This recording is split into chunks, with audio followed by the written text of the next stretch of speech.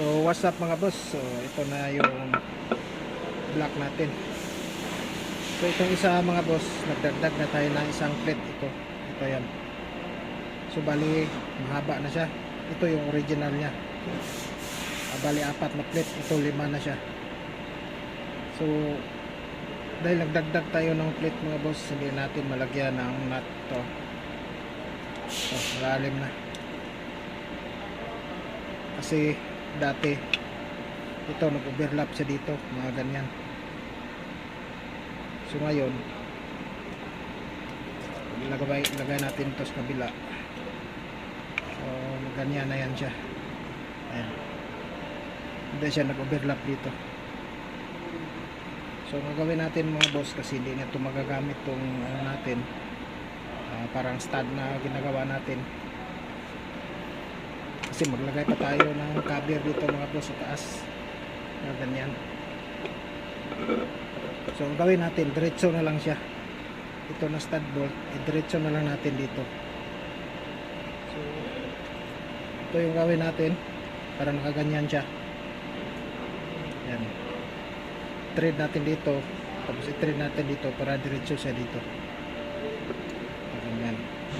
Tapos lagyan natin ng pinaka-stopper dito mga boss. Ito yung ilagay natin. Ayan. Gaganyan siya dito. So bali ito na siya mga boss. Nakagawa na ko ng isa. So bali ganyan natin siya. Yan, may stopper na nut dito sa gitna. Ihinang lang natin to para hindi siya maikot-ikot. So ganyan na siya mga boss. Tapos dito lagyan din natin siya ng nut.